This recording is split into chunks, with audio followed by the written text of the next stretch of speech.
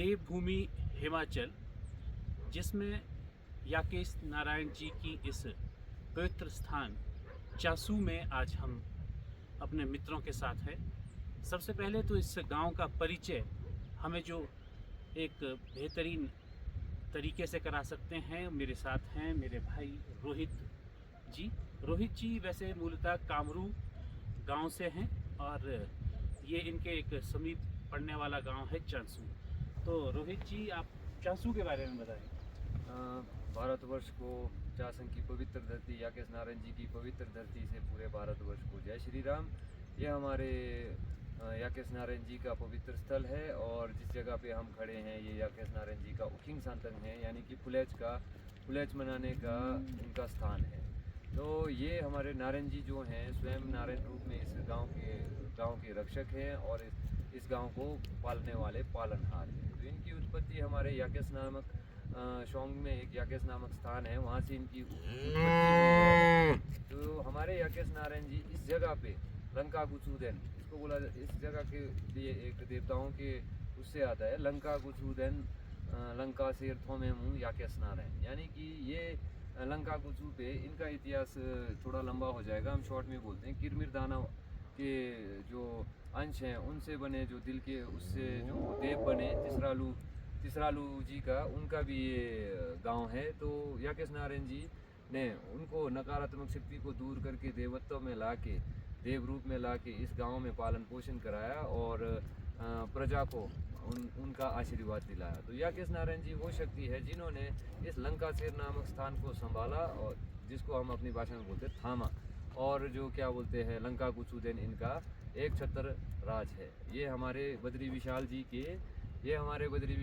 के छोटे भाई हैं। तो हमारे बद्री विशाल जी इनको अपनी भाषा में कॉन्सेस बोलते हैं, किन्नौरी भाषा में। तो हमारा नारायण जी के उससे भी और टुप्पा खुंद के उससे भी हम खुंद भाइयाँ हैं।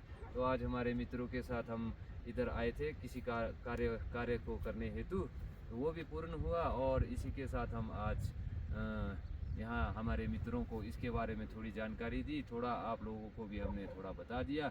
बाकी किसी दिन हितेंद्र शर्मा जी से हमारी कभी दोबारा इस विषय पे बात हुई तो उनके कारदारों के साथ बैठ के इस गांव के बारे में पूरी जानकारी दी जाएगी। और क्या बोलते हैं जितने भी हमारे सांगला वैली में घूमने आते हैं तो इस जगह को मिस ना करें। ये बहुत अच्छी जगह है, रमणीय जगह है, सुंदर जगह है, प्रकृति से ओतप्रोत जगह है। आपका बहुत बहुत धन्यवाद। आपने यहाँ के इतिहास के ऊपर भी एक दृष्टि डाली और आपने बताया कि यह प्रकृति से ओतप्रोत है और यहाँ एक झरना हम देख रहे हैं। तो हम चाहेंगे कि आप जूम करके ये झरना दिखाएं। तो ये झरना क्या है रोहित जी, ऐसे आप बताएं। ये डूंगर पाबंग से आ रहा है। इसके ऊपर जो पाबंग है उस पाबंग को बोला जाता है डूंगर पाबंग ना जी। जी जी। तो उस पाबंग से आ रहा है और ये अगर अभी तो जितना सुंदर दिख रहा है ये सर्दियों में इससे भी ज़्यादा सुंदर हो जाता है, क्योंकि ये क्रिस्टल की तरह सर्दियों में पूरा ऊपर से लेकर नीचे तक सांप की तरह जम जाता है ये। तो इसी झरने रूपी झरना यहाँ पे नीचे आके नाला बन जाता है। इसी से आपके यहाँ पे ग्रामीण अगर वर्षा ना हो तो सिंचाई के उसमें भी प्रयोग करते हैं और पीने के लिए भी इसका प्रयोग होता है जी।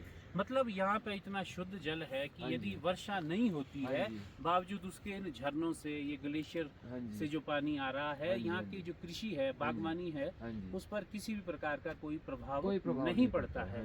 और यहाँ का जैसा आपने देखा है कि यहाँ गर्मी बहुत कम रहती है। तो मौसम अभी यहाँ पर मौसम की अनुकूल स्थितियाँ है और यहाँ का जो मुख्य पेशा है वो कृषि और बागवानी है।